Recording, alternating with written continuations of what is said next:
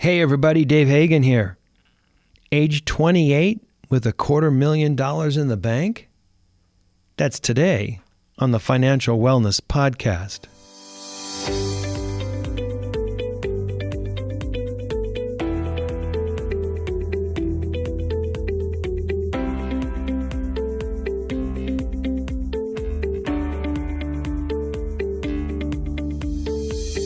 Welcome to the Financial Wellness Podcast, Dave's weekly message to keep you on your path to financial success.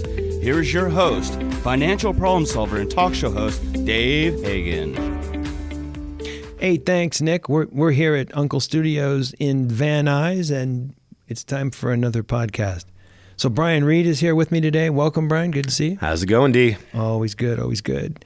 So I saw an article in the LA Times recently by Kathleen Elkins, and she was talking about a guy named Sean, who's 28 years old and had $250,000 in the bank and was going to retire at 37. And after I got over my envy of that, I'm thinking, wow, this is something I need to know a little bit more about. And so Sean's got a blog called My Money Wizard, and I went and checked it out. And here's some of the things that I learned from this. Very interesting. First, Sean's a fake name. That's a name that he uses on the blog. And I'm thinking, wow, is there a truthfulness issue here? No. The more I thought about it was, if Sean's got $250,000 in the bank, he doesn't want sales calls from insurance people and accountants and all the other people that want to invest his money or sell him stuff. So I guess it kind of makes sense to have a fake name that you're using on the blog. I remember years ago I had a client that called me a number of years after he had filed for bankruptcy, actually, and he wanted to thank me for all of the money that he had in the bank. He said, I've been able to save up some money, and it's a nice little chunk of money, and you talked to me about some of these principles of saving money and reducing my overhead, and I didn't care because I was getting called and sued and all the other stuff, but you were insistent that we spend a little bit of time talking about this. And he said, I'm just calling to say thanks. And I thought for a minute, and I said, wow, that's nice that you'd even remember my name after these years, and it was a pleasure to be of service to you, and I'm glad that somebody listens to me.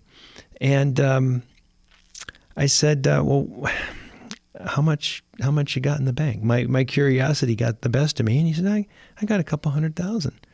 And I said, well, that's phenomenal what you've been able to put together. And he said, well, some of it I made in the market, but I couldn't have made money in the market if I didn't have some money in the bank. And, I made a point to save half of my bonuses and create a lifestyle where I can live on my base pay. And it's surprising how quickly it grows when you're not paying that much attention. You put into place some parameters that are going to cause you to put money aside.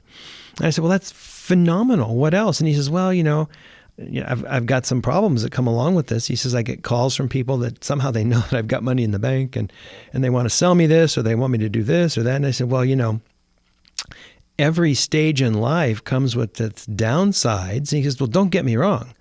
I'm not complaining, but there's something that goes along with every place that you're at in your life. So I think that maybe Sean did the right thing by using a different name on his website.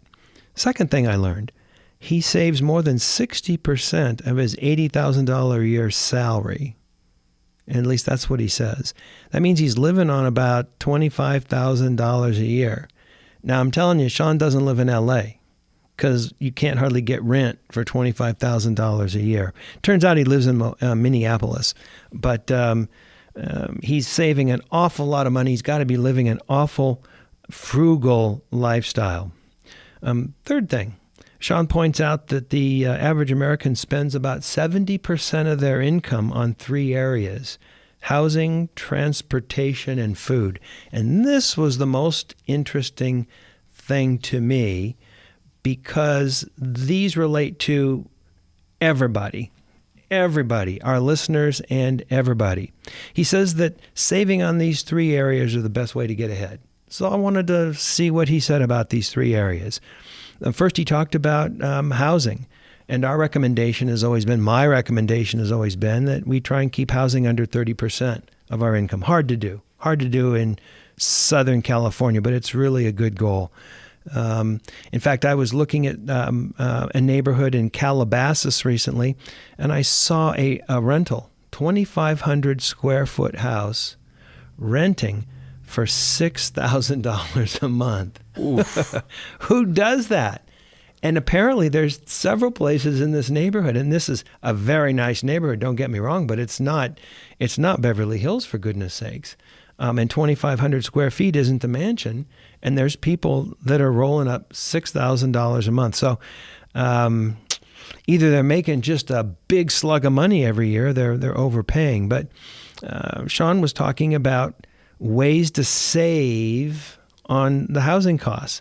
And the first thing he talked about was, he splits rent or mortgage. So he makes his girlfriend pay half the rent. And if that works for Sean, that's good. I think that's a good way to put some money aside. Yeah.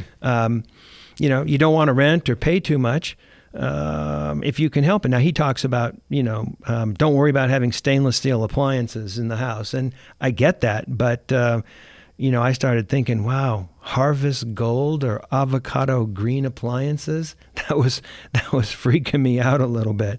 But large square footage places need to be heated and cooled, and especially in the Los Angeles area, it's pretty expensive to heat and cool your premises. So that's something that you can look at saving if your house is an appropriate size, or your apartment, for that matter, is an appropriate size. Large yards need water, and that's something that we think about or consider in the Southern California area, where water's at a premium. So all these auxiliary costs can add to the housing and really make sure that you're spending a lot of extra money that you might not need to spend. It seemed to me that we should consider the short-term pain and the long-term gain on our housing. When you're just getting going, maybe you don't need the biggest place, but within reason. You don't want to live in a shack with an avocado green dishwasher and an Harvest Gold refrigerator, and really live in a hovel just so that you could retire early. Sean says on his podcast, don't use a mortgage calculator to figure out what you can afford. Look at your income and expenses and decide what you choose to afford, not what you can afford, because those calculators are put out there by mortgage companies and other people that want you to spend perhaps more than you necessarily should.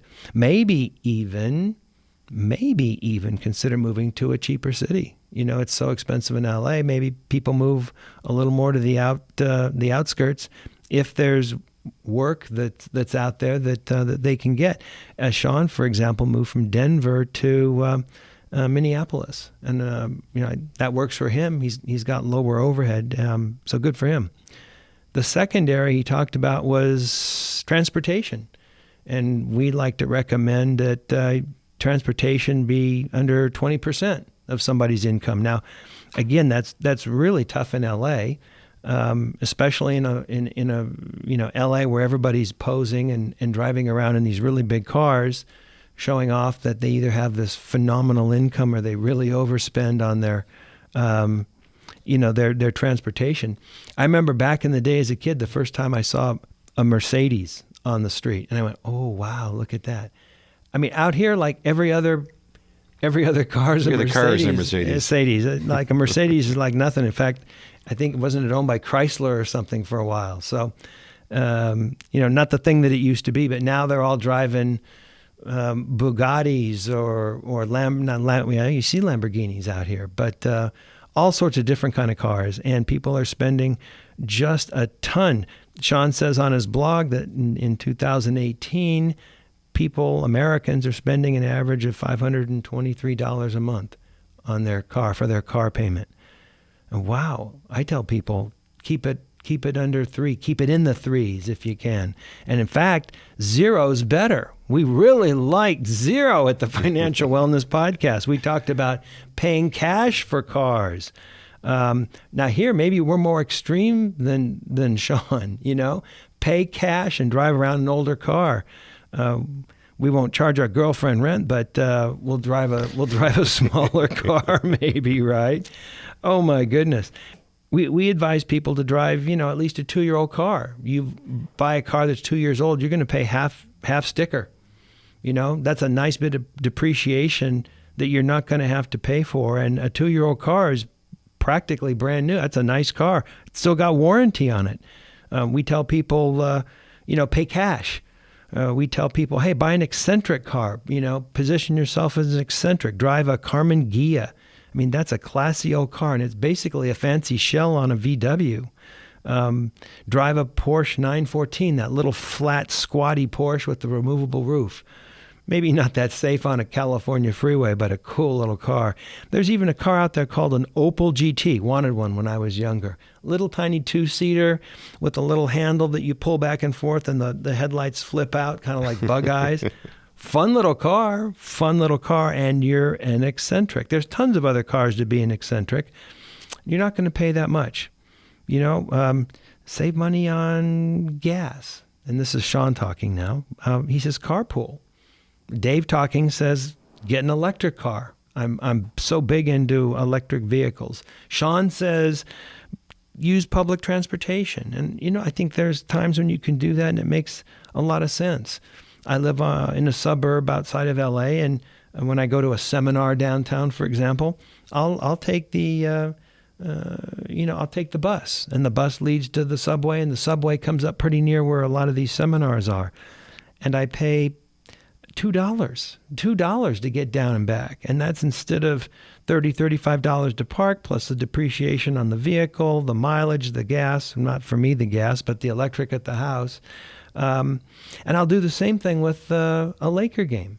I can go down to the Laker game, park across the street, $35 to park. That's all well and good, but I can take the bus to the subway. Now, it does take a little longer, and come up about 5 blocks away and walk, go to a restaurant, go to the game.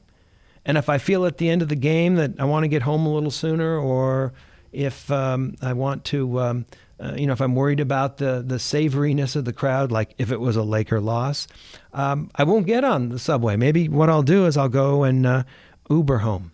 So there's ways to do that, to spend less. And many times I find that instead of fighting the traffic, I show up cooler and calmer when I use one of these transportation services.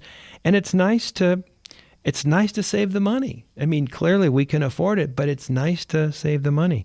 Sean says if you live close, drive a bike on a nice day. Of course, Sean says drive a bike every day, and I think that's a little much. Sean might be a little extreme. He's charging his girlfriend rent and driving a bike to work. Hey, I'm okay with that. Look, they're a couple. She I don't know. Pay half. The gal's thinking, how do I explain this all when I take him home to the parents and we show up on a tandem?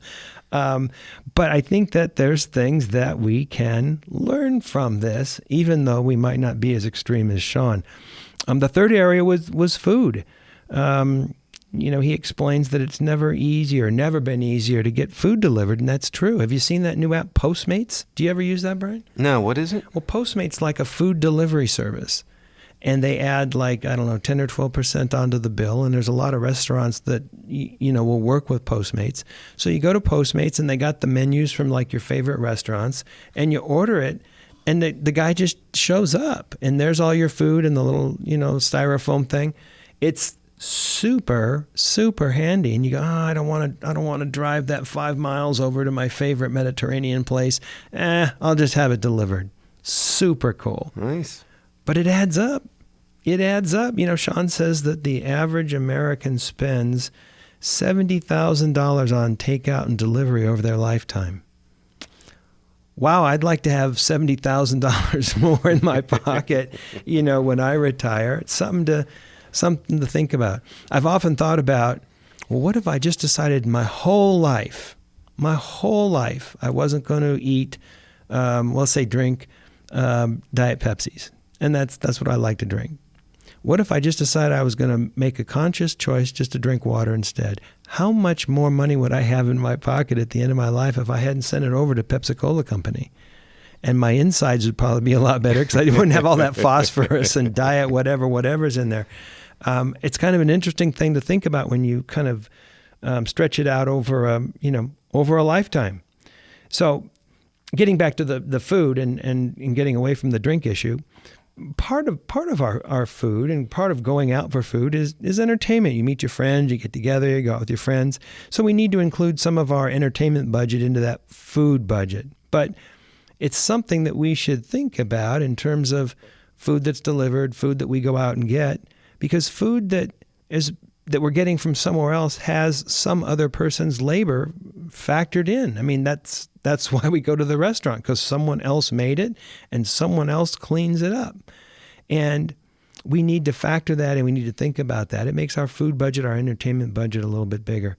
In fact, I was thinking in Los Angeles, they're talking about increasing the minimum wage to $15. And I think that's all well and good. I think that there's many arguments that can be made that that's an appropriate thing to do. But I also was thinking, wow, if the cost of a hamburger at McDonald's goes to $8, I may decide that, I don't need that many hamburgers during the month. I'd rather have that money in my pocket, and I'll probably be a little healthier because of it. So there certainly is, that labor cost built into the food, and we need to know about that. And we also get better food if we eat at home. They make things tasty in restaurants by putting stuff into it, whether it's chemicals or oil or whatever it is. And that's why it's so tasty. I remember back when I was younger, I would go down to the beach, and I would run on this path by the water, and I'd have these phenomenal runs. And then on my way back, I would stop for a chicken burrito. Now, a little bit of lettuce, a little bit of warmed up chicken wrapped around a burrito, and yeah, the burrito's got some lard in it, but I'm running, right? Well, I was putting on weight with this regimen. I'm going, how can this happen? Chicken burritos and running on the beach. I should be, just this phenomenal in-shape athlete at this point. And then I realized why I was putting on weight when I poked my head around one time and watched them making the burrito, because they would take the chicken and put it on the grill, and then they literally took melted lard and put it onto the chicken, which was why it was so darn tasty. And so I'm eating larded chicken 3 times a week, and it's no wonder why the scale was barking at me, So I figured out a way to, eat some salads and things at home, and it was probably a lot better for me. But the point of the story is, wow, you don't know what they're putting into the food. You don't know whether there's MSG or lard or whatever it is. And you're going to have just better food if you're eating at home. And cooking at home is a great way to not only save money, but also to eat better. So, wow, what are the takeaways then that we have here from Sean's blog and from this article that I read in the Times? Well, first and foremost, that we spend 70% on the big 3. And I hadn't really thought about that, but if you take 30% our recommended guideline for food or for housing, and 20% for transportation, that's 50%, and another 20% for food, maybe a little entertainment worked in there. Yeah, it really does take up a lot of our money if you think about that. And certainly where we spend money is where we could potentially save it. So that was the first thing that really surprised me. Secondly, takeaway, Sean's an extreme dude. He's getting ready to retire, and he's got his thing planned out. And I might take my hat off to him because he's got a plan and he's executing on it. But he's an extreme dude, although we were a little more extreme than him potentially in a couple areas. The third thing is Sean's going to retire at 37. And that sounds kind of interesting too, to be able to retire at 37. And I guess the definition of being able to retire would be the interest on his investments is sufficient to sustain him month to month. Interesting. Yeah. And if he's renting and doing these other things that are pretty extreme, I guess that's possible. Although what I really was interested in is what's Sean going to do when he's 38? This is Dave Hagan, and you're listening to the Financial Wellness Podcast.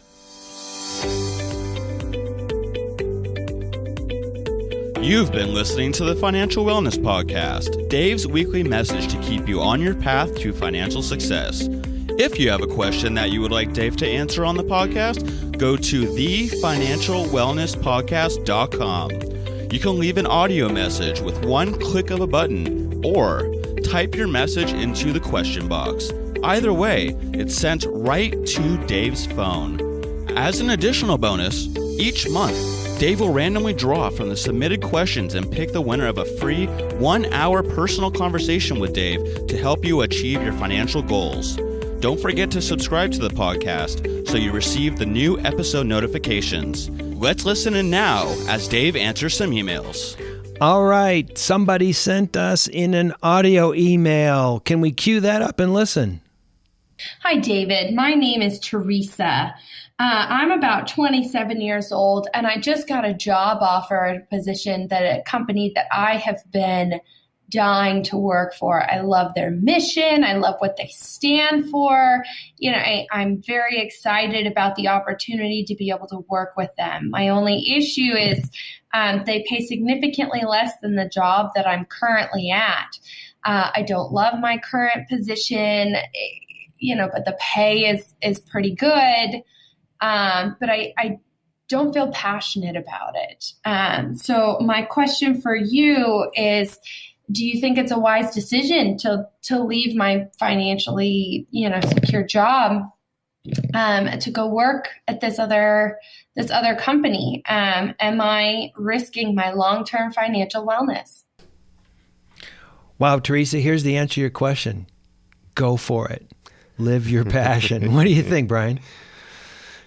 It's a financially stable job. All right. No, I mean, I guess I would wonder, is there upward movement in the job that she's going to be happier in? Can she get to that point financially that she's at her current position? So maybe it's a little lean for 2 years, but after 2 years with this new company, then she can advance and, get back to what she was making. But go for it. I mean, you could get hit by a bus tomorrow. Yeah, I'm thinking, live your dream. Live your dream. But, you need to put in place a plan where you can live on that lower amount. You need to put in place a plan to understand and deal with the fact that it might not have the advancement that you want. But if you do that, live your dream. I remember listening to a speaker one time, and he said, if you love what you do, you never have to work another day in your life. And isn't that so true? I've met so many people over my life that just go into work, they do the 9 to 5, they sit in a cubicle, they stamp the paperwork, and they leave, and they hate it. And they don't like their life because they hate their job. Okay, so they're giving up 5 days a week out of 7 for something they hate to do. They're living just for the other 2 days. Why not set something else up where you can do what you love and then have those other 5 days back? I don't know. That just makes sense to me. Now, yeah, you're giving up the security. Yeah, you're giving up a little bit higher pay, but I don't know. Being 27, pursue your dream. If you were telling me you're 45 with 2 kids, maybe that's a different thing. Now you got different responsibilities. But at 27, I don't know. I mean, I know a fella, one of the happiest, most content people that I know, and his job is designing parts. He designs like engine parts. And his idea of a good time is going into work. So if someone said, "Hey, Bill, you won the lottery. You can do whatever you want. What are you going to do tomorrow?" And Bill would say, I think I'm going into my shop. I'm working on this part, and this other guy's going to call me, and we're going to set this up. And that's what I like to do. He's got his shop set up. He's got some nice background music. He's got some really cool posters. And that's his idea of a good time, and he makes money doing it. So I don't know. Pursue your passion. Now, this is maybe it's really a millennial thought, because you know what? People coming out of the Great Depression, or people coming up in the 50s, 60s, they put up with so much at work just to be able to take care of themselves and their family and this and that. Millennials a little bit more, hey, I want to be fulfilled. I want to be self-actualized. And I think that's one of the reasons that people are thinking about taking the jobs that they take these days. But Theresa, I don't know. If I were you, I think I'd pursue that dream. But again, you have to take into account what that's going to do to other parts of your life and make that part of your plan. All right, that's all we have time for today. Tune in next week. We got another interesting thing to drop on you. This is Dave Hagan, and you've been listening to the Financial Wellness Podcast.